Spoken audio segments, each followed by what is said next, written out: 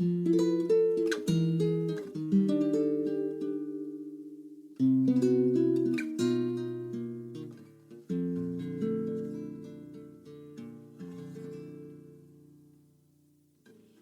first morning as a drama student, I couldn't help thinking that this was a dream and I'd wake up.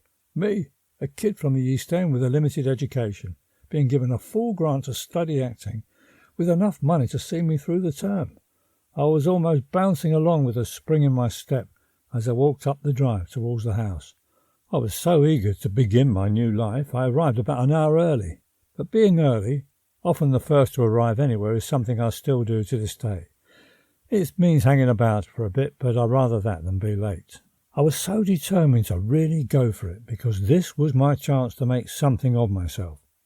The students' entrance was at the side of the house, leading into the green room and the coffee bar, and that was run by a jolly lady who lived locally. Our movement studio was a wooden cabin set at the rear of the house. Since then there's been further development, but that's how it was in 1965. We were all informed in our introductory school bump that on that first day we first year should congregate and wait outside in front of the house until we were met and introduced to our teachers by the principal, Margaret Berry, known to all as Maggie. One by one my fellow students arrived, walking self-consciously up the long drive approach. By the time most of us had arrived, we seemed to have formed two circles facing inward, checking each other out. None of us had met before. We were all strangers to each other, fetching up in Essex from all parts of the country, and in some places all parts of the world. The last to join us was a long-legged girl about my age who exuded sex appeal as she took her turn to stroll self-consciously up the drive, watched by the rest of us, in particular the guys. I was not alone in regard for this young woman, but I thought at the time that I wouldn't stand a chance getting within breathing distance of her. If I was going to find romance, there were so many more girls to check out, who I imagined then, as I looked about me, were more in my league, or so I thought. Maggie appeared with our two main teachers, Philip Headley and Mike Taylor, who were to guide us through the introductory stages of the school's methods. Of course, we had other teachers for voice, movement, fencing and dance, but Philip and Mike, they were like our form teachers, as it were. The school's curriculum was intense, but one could always tell where the first students were working by the laughter emanating behind the classroom doors. Much of that initial year, you are encouraged to take chances, get rid of any self-consciousness, inhibitions, experiment, make a fool of yourself. The doctrine being, making mistakes, going for it is how you learn. In the summer months, rehearsals often took place in the field and the grounds. The nearby Epping Forest was useful to rehearse plays with a more rural setting like A Midsummer Night's Dream. I think the locals got quite used to, and some, I'm sure, quite enjoyed watching groups of young people cavorting about in leotards and tights. Full productions were often performed in the movement annex or the larger classrooms. Sometimes the play would be performed in more than one room, with the audience following the cast through the hallway or up the stairs to the next set. More lavish shows, like the Christmas show, the school used the stage at the Technical College up the road. Eventually, by the end of my first year, we had our own theatre, a large converted 15th century barn, the Corbett Theatre, named after the actor Harry H. Corbett. Harry had worked with the then school's founder, Maggie Berry, at Theatre Royal, Stratford East, with Joan Littlewood, and was a great supporter of the school, so much so that he helped the school purchase the converted barn theatre, which is quite rightly named after him. Harry was known then for a sitcom called Steptoe and Son. It was about a father and son relationship between two rag and bone men. We had regular sessions with our dramaturge, a learned old gent named George Harvey Webb. Well, he seemed old at the time, but I expect he could be about 50 or so. George was an academic and a theatre historian. Much philosophy was discussed, and much of which went over my head. I'd never met anyone quite like George. Often he'd talk about the darker side of humanity, and I had a feeling it was a bit of an obsession with him. My suspicions were further endorsed when I saw him, many years later, playing the occultist Aleister Crowley in a kind of sci-fi phantasmagorical production produced by the great Ken Campbell at the Roundhouse Theatre in Camden. I believe that was the one and only time George ever appeared on stage, and there he was, playing the notorious Satanist with as much gusto as he was capable of. At the school we experimented with improvisation to help find the truth within a given text or situation. We worked on short scenes, always referring to our Bible compiled by the Russian dramatist Konstantin Stanislavski, universally known as the Method. All drama schools these days use improvisation and refer to Stanislavski, but then, East 15, they were showing the way. We learnt how to tell the story by working from inside the play and not imposing or relying on tricks we knew worked in the past. We were encouraged to look deep into ourselves, forever questioning the reason why our character did anything on the stage. We researched into their background, what influenced them, always asking, who is this person we are playing? We were ever questioning and searching in order to build a mental, imagined reality based on truth. Building a truth, no matter how extreme that truth may be. We worked on Chekhov, Pinter, Ibsen, Shaw, Shakespeare, to name but a few.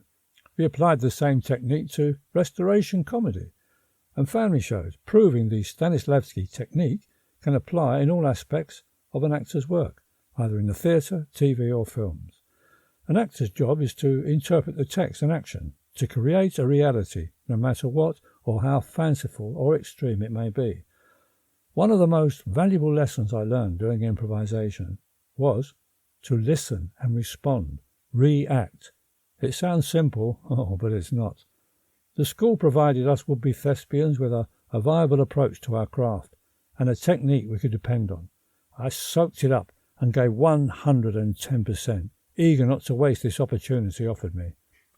Philip eventually became the artistic director of the Theatre Royal Stratford East after Joan Littlewood retired, and Mike, whose acting name is Ian Taylor, went back to being the actor he always was.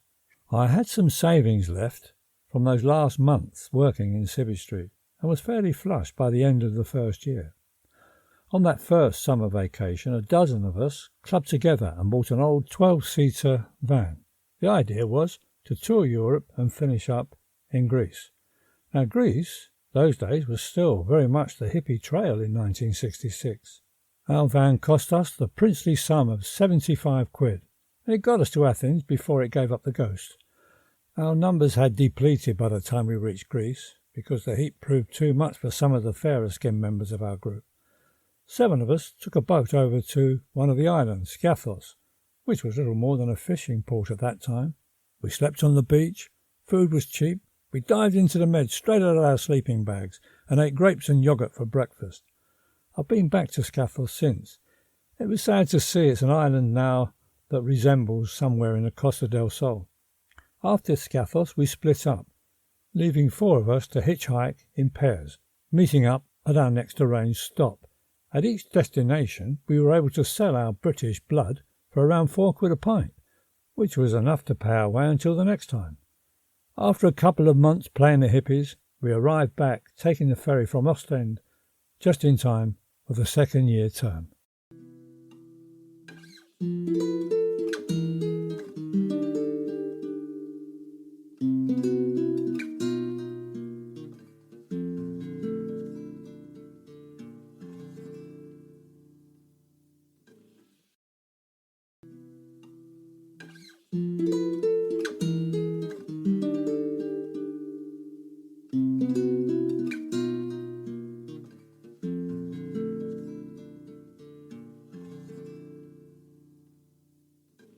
On other vacations between terms, I had various jobs. Bar work at Christmas, driving a van for a tyre fitter.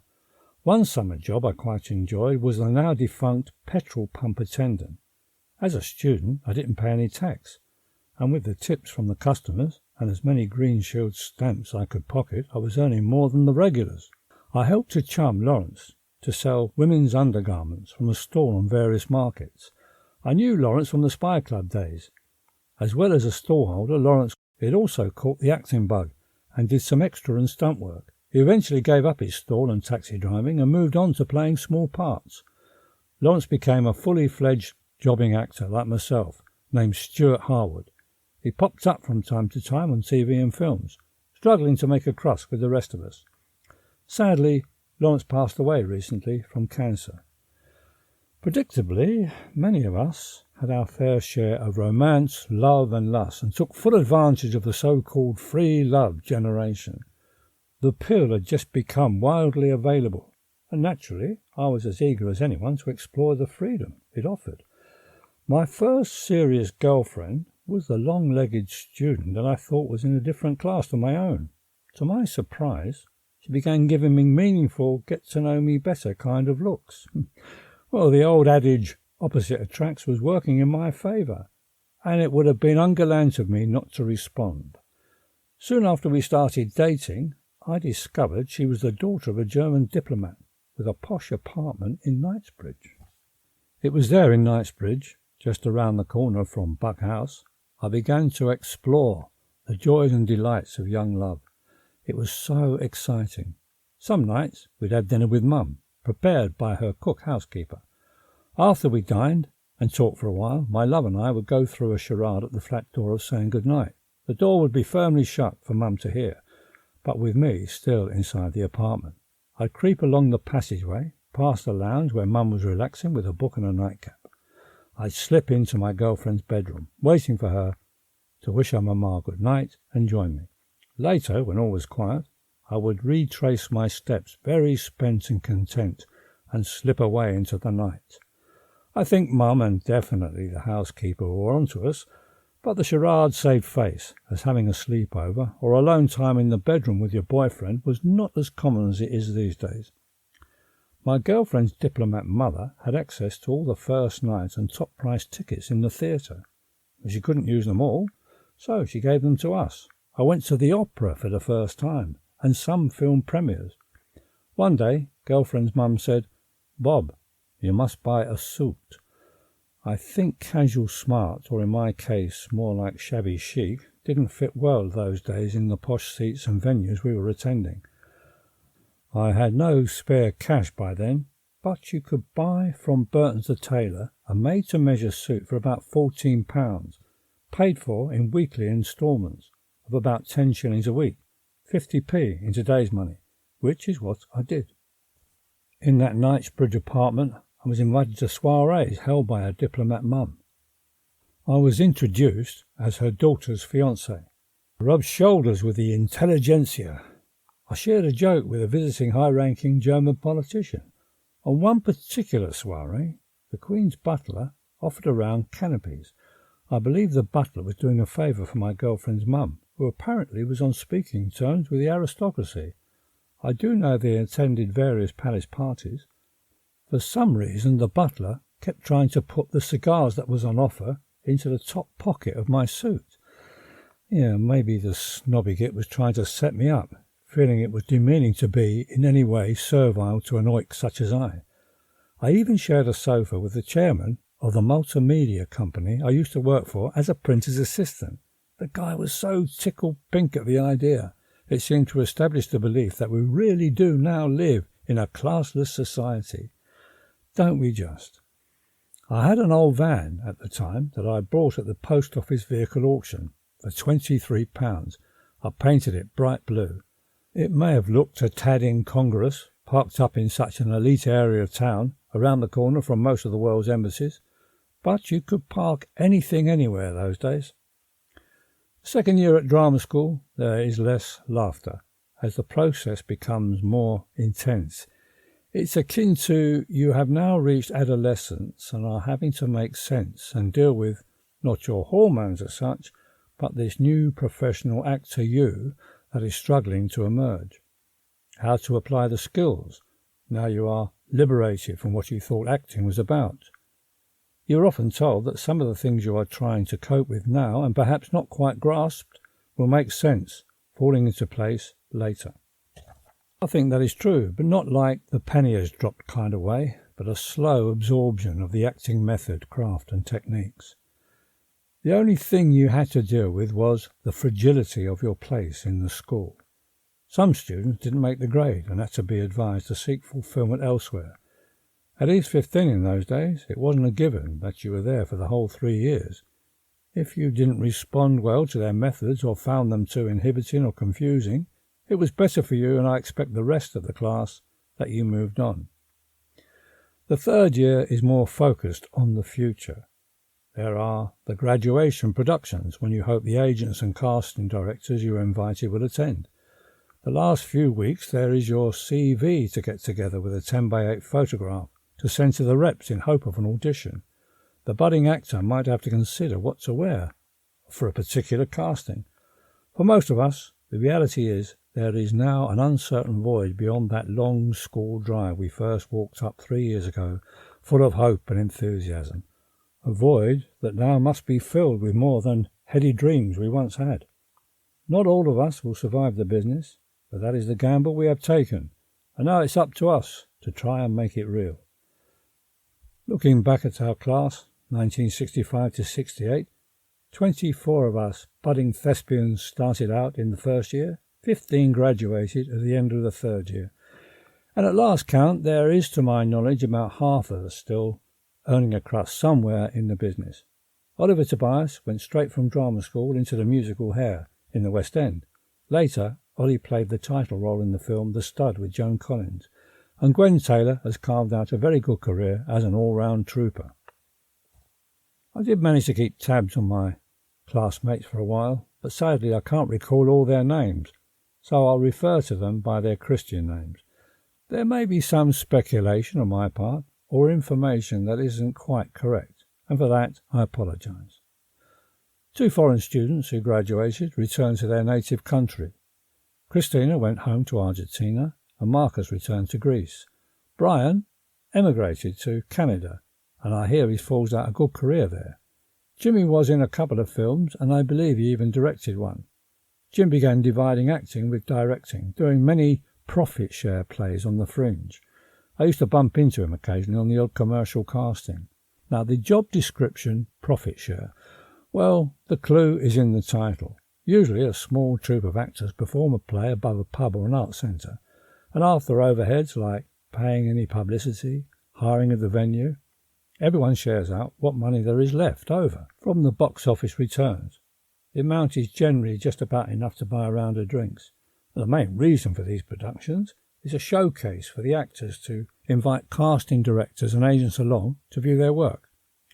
Caroline always intended to become a director, and for a while she did some work in the theatre, but mainly teaches. I went to a benefit for an ex-student at East 15, John, who had passed away. Caroline was there as a member of staff. Sarah, another of my fellow graduates, and a close friend of Caroline, was also there helping out in the evening's entertainment. And both these ladies were on our Greek adventure. Sarah did make a notorious start in the business, playing a nude Ophelia in the West End, and has worked spasmodically since, but Lady Luck has yet to fully seek her out. Jane acted for years, even playing a lead part in a sitcom for a TV series, but little else. I've bumped into Jane over the years, and she tells me she's given up acting and now teaches. My German sweetheart determinedly tried hard to make her mark by performing in a few classic productions on the fringe, and did a bit of TV. The last I heard about her, she was performing in concerts as a serious guitar-playing songstress and doing voiceovers. David soon gave up after leaving his 15, wanting more out of life that only money could buy, and became one of Thatcher's children.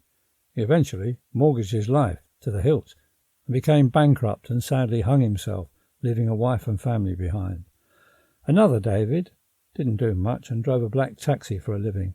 Sadly, I've just read in the Equity Journal he has died recently. Peggy seemed always to me, even as a young woman, to be a sexy, yummy mummy type, although I don't think that particular appellation was around then. I think by the time she graduated, Peggy had got the acting bug out of her system and went back to her first love, nursing. I'm sure she eventually married and probably raised a family and is now a loving grandmother. Reg popped up occasionally on TV and works in the various reps. I believe he married and worked in a pub up north to make ends meet. Sadly, Reg has made his final exit and had a nice obituary recently in the stage newspaper. A couple of other students, Eddie and Gay, I don't think had the staying power and seem to have given up. The business has probably given them up. It does that. Jackie married one of the drama teachers, but I don't think it worked out. Peter made a start in rep, but the last time I saw him, over 30 years ago now, he was working for a council housing department. It's funny to think, recalling those young people, that most of them, like me, are now senior citizens. We may not have all quite lived up to our early promise, but we are survivors. The talent, the skills to become a successful artist are there, and that is not always enough. Lady luck plays a huge part in an actor's life. Going to drama school was, and I suppose still is, the most amazing experience of my life. I continued to put 100% plus into my school studies and graduated from East 15 in 1968. Being able to write actor in the profession box on forms like my driving licence and passport, it gave me such a thrill. As well as giving me a purpose in life, acting has given me an identity, and this is what and who I am, something I now realise I so needed.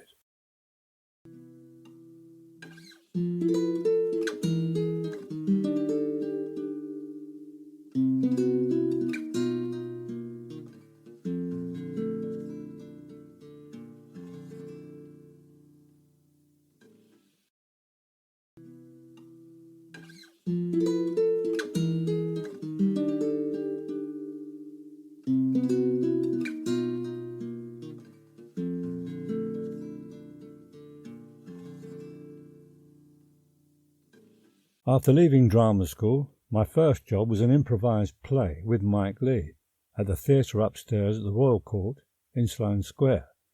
I'd met Mike at drama school to work with us students on improvisations with a view of developing a scripted play. His methods of working with actors is well documented and continues today. Despite of what some folk think, once the process and the rehearsal period is complete, there is a script. The story can be flexible at times if situations occur that need addressing, but the bulk of the text is treated like any other script. Mike's way of working applies to film, TV and of course the theatre. My work with Mike has continued over the years. I would say I'm sort of one of his many rep actors who he invites to play the odd cameo role. My next job with Mike was a short 5-minute film for the BBC called Old Chums. I think the original idea was that these short films were going to be slotted in between programmes on the BBC, almost like the adverts on the commercial channel. This short break idea didn't really catch on, but they were all shown and then put to bed. I believe the collection of these 5-minute films are on YouTube, like most things these days. I've appeared in Mike's film Naked, starring David Thewlis. I played the angry limo chauffeur who mistakenly allows the unkempt Thewlis character to get into the limo, thinking he was my pickup of a dishevelled rock star. Well, that's how I believe my character actually thought David's character was. My scenario did not get explored in the film, but that's my reality of what occurred.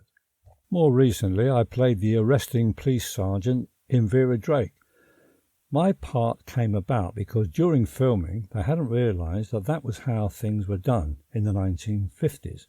This is one example that I referred to earlier about the flexible nature of Mike's process.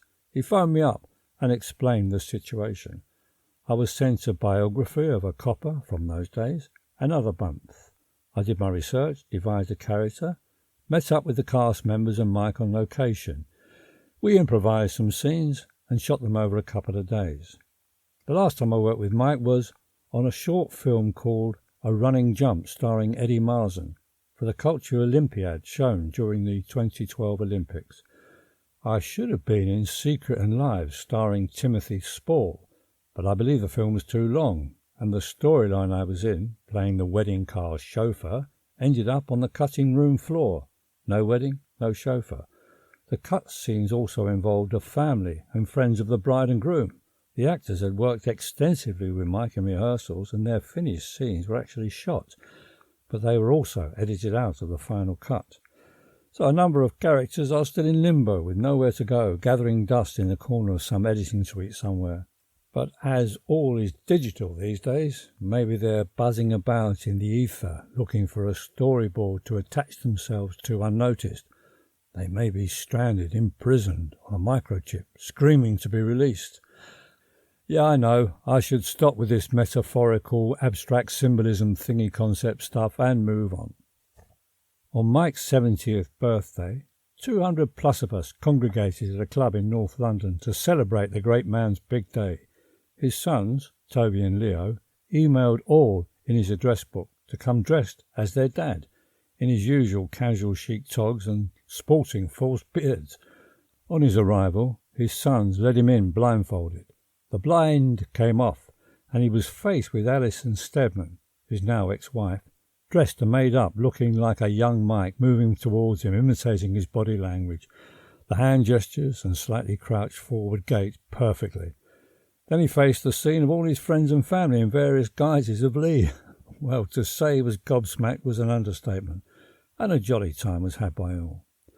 After the Royal Court with Mike Lee, I joined the Everyman Theatre in Liverpool, a play directed by Mike, now Ian Taylor, our teacher at East 15. I was originally there for one play, but that theatre and city soon became my second home. I was being put up by friends of a friend, Bill Harp and his wife Wendy, who lived in a many-room two-floor flat in Huskisson Street, Toxteth. Bill is the founding director of a community arts centre, the Great George's Project, known locally as the Blackie, referring to the colour of the disused church where the arts centre is housed. I believe the building has been cleaned up recently. Bill's PA, Barbara, very pretty, auburn-haired lass, who was living in the flat with her little daughter Sarah, aged about 6. Barbara and her then partner, Sarah's father, were in danger of becoming homeless, so Bill and Wendy took them in. Within the year, her bloke had left for London and never returned or contacted them again. Barbara was so pretty and petite. She stood just over 5 foot in her stocking feet, with a porcelain skin and dusting of freckles, long Titian hair, hourglass figure, and a love of chocolate and a ready wit. What was not to like? A chum once described her as a pocket Venus. I think you have guessed I was immediately besotted. Bill offered me the room next door to Bar, and I felt compelled to accept. Within a few weeks of my gentle pursuit, she succumbed to my irresistible charms.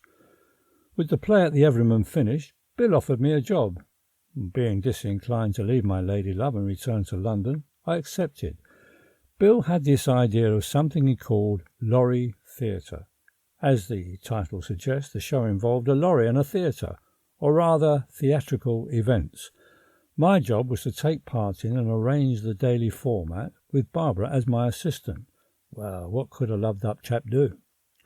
Street theatre is not the reason I became an actor. The thought of prancing around in a shopping mall trying to get the attention of passers-by is not my idea of fun.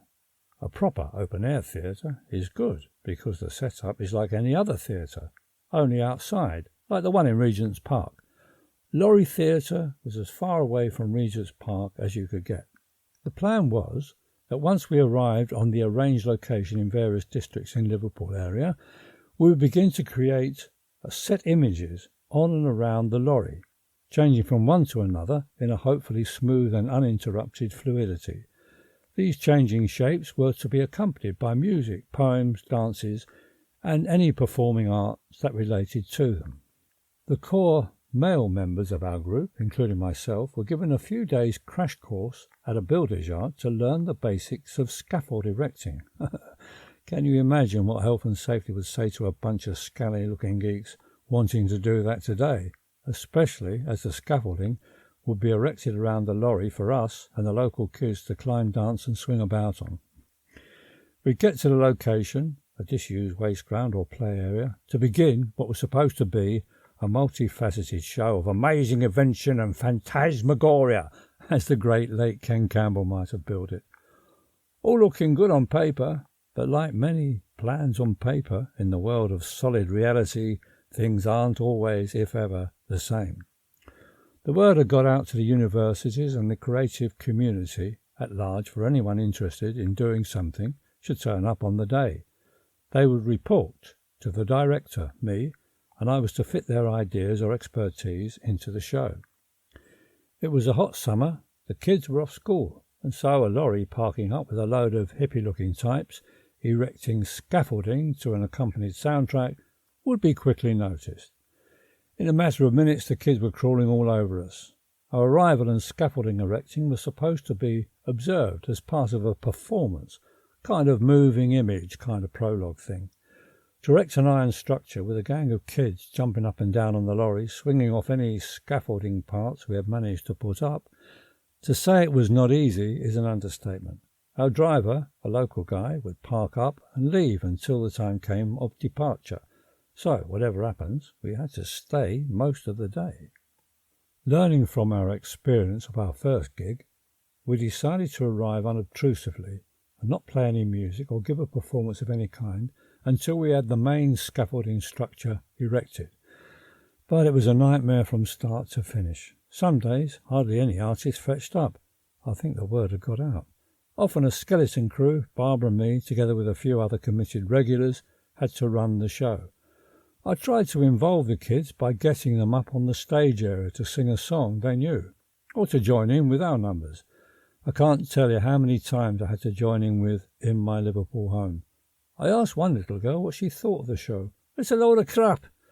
I had to concur. We had a huge dragon made for us out of rubberized material by a factory that apparently made condoms. We inflated the dragon with 4 vacuum cleaners set in reverse mode, making them blow like huge bellows instead of sucking. After many renditions of Puff the Magic Dragon or anything else remotely associated with dragons, monsters and St. George, the dragon was slowly deflated. The image then changed into a pirate ship, achieved by using 20-foot scaffold poles as a mast, with the flag bunting attached and, of course, the Jolly Roger flying on high. The cast, dressed up in any appropriate pieces of costume, eye patch, 3-cornered hats and the like, performed a mock sword fight. We were going to do walking the plank scene, but after the first attempt, when someone removed the sponge fall break, we thought it too dangerous. Many sea shanties were played and sung. A rope net was hung over the side of the ship for the kids to climb up onto. Having a crowd control problem the first day, we dropped the nets. The next time we monitored the kids 6 at a time. A whale made of a plastic tubing was arranged under the lorry with its huge mouth sticking out the back. The game was that the kids would crawl into the belly of the whale and out through the mouth. On day 1, the kids rendered it useless by pulling off all the dangly bits that were supposed to be the fish's innards to give them a scare. But scaring little scousers takes a lot more than a load of spongy lumps hanging off bits of string in the dark. We kept the whale's somewhat deflated body with the large mouth intact, sticking out the back of the lorry. The idea was the mouth would gape open to reveal a group playing seafaring songs. But most times the whale's huge bottom lip just clunked down to reveal one guitarist and any cast member available to give voice. The day would end with a green-coloured Hessian cloth laid over the whole structure to represent a hill, and we sang Give Peace a Chance as we passed out paper flowers for folk to stick onto it. The thought of it even now is making me feel quite queasy. One day a group of lads arrived on site and made themselves known to me. When I asked them what their creative input might be, they said, "Well, we just sort of make things happen like a happening." All was going well that day. The dragon ballooned up, the pirate ship took shape. We slung our rope rigging over the side for the kids to climb on, stewarded by members of the team, ensuring it didn't get overcrawled on. Songs were sung, poems were read, music played, and dances danced. All a bit haphazard, but not too shabby at all. Then I saw the happening group walking towards our lorry, carrying bunches of weedy flowers and shrubs, with earth and stone hanging off the roots. My heart sank. I knew what they intended to do with their wild foliage, and it was too late for me to stop them. I was not only worried about our personal safety, but also our PA system, records and technical equipment. The happening group started throwing stuff in the air, showering our audience with weeds, grit and stones. We managed to clear the decks of most of our techno stuff, but what I feared most happened. The kids thought the gritty stone raid was fun and joined in, but with bits of brick, metal and wood. Any missiles they could lay their sticky little mitts on to throw at the hippies on the lorry. I shouted a warning to everyone on board. Do not throw back. Do not throw anything back. I decided to vacate the truck in the hope that seeing no one on board or participating, the audience would soon calm down. A crew member by the name of Tom, having been woken up by the melee and not heard my heeded instructions, poked his head through the Hessian sack backdrop and was hit by a missile. "You bastards!" he shouted, and tossed it back into the crowd. The crowd, which seemed to have doubled by this time, took this action as a challenge and increased their endeavours to create further mayhem. I was fucking furious with Tom for his stupid retaliation and for catching up on his sleep during the show. We had a fierce argument behind the lorry as the battle gradually eased down to a trickle. Thankfully, no blood was spilled. Happening mob had made a quick exit, which was just as well, because the mood I was in, I might have made their exit more permanent. Another day, we were set up at the centre of a courtyard of a housing estate. Now, this estate had a notorious reputation. It was said that the busies, the cops, did not enter two at a time, but mob-handed. We could not get the show started. The kids jumped on us the moment we parked up, daring anyone to retaliate in any way that could be interpreted as physical assault. Our driver, probably knowing of the estate's reputation, had fucked off very sharply, so we had hours to fill in before he returned. By late afternoon we got nowhere, spending most of our time trying to keep the kids safe. At one point we had extinguished a fire that had been lit under the lorry's petrol tank. Later, the older lads from the estate returned from their daily chores to play a game of football, probably a regular occurrence, which we were hindering somewhat. But they ignored us and got a game going at the one end of the yard. The kids continued to climb and jump all over the lorry with renewed fervour, emboldened, I think, by their older kinfolk's arrival. Missile-throwing Tom was standing on top of a scaffolding bar that we had actually managed to erect, and shouted at a kid swinging below him, "Get up the fucking way!" All went strangely quiet in the yard. Footballers stopped their game and, as one, stared towards us. We became very quiet too and sat on the lorry, looking down at our shoes. The football game resumed, but I was not happy. In fact, I was shitting myself. Earlier we tried phoning Bill to get hold of him, or anyone who had a heavy goods licence to rescue us. I urged someone to phone Bill again and tell him our impending doom, and to send a cab now, or at least take the girls of our community safely away. Bill made a concerted effort to save our bacon, to say nothing of our liver and lights and manhoods. A cab speedily arrived, and thankfully followed quickly by our driver. Or he may even have been in the cab, I don't remember.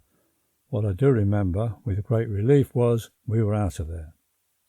These days, missile-throwing, shouting Tom is a professor, and for a time an environmentalist who is often called upon to give advice to the relevant government departments and the media, and all things ecological. Our last location was situated on the piazza opposite Lime Street Station. The school holidays were at long last over, and we only had some passing trade to try and amuse. All was going boringly well. Then suddenly a football crowd piled out of the station, and spotting us charged across the road in our direction. Ever gallant, I shouted to the crew to get the girls and kids off the lorry. My order was quickly and thoroughly noted in seconds. As I looked about me, I could see I was the only one left to face the mob. I shouted through the mic, like a very with-it DJ, in the hope they thought we were a tad more corporate than a bunch of geek hippies prancing about. "Hi, football fans, what have you got for us?" It seemed to do the trick and slowed the mob down. I only had to deal with the odd guy who made a cheeky attempt of jumping up on the lorry to deal with. Thankfully, the fans soon got bored with our rendition of Puff the Magic Dragon, or Where Have All the Flowers Gone, and gradually drifted away, probably to the nearest pub, with me wishing I could join them.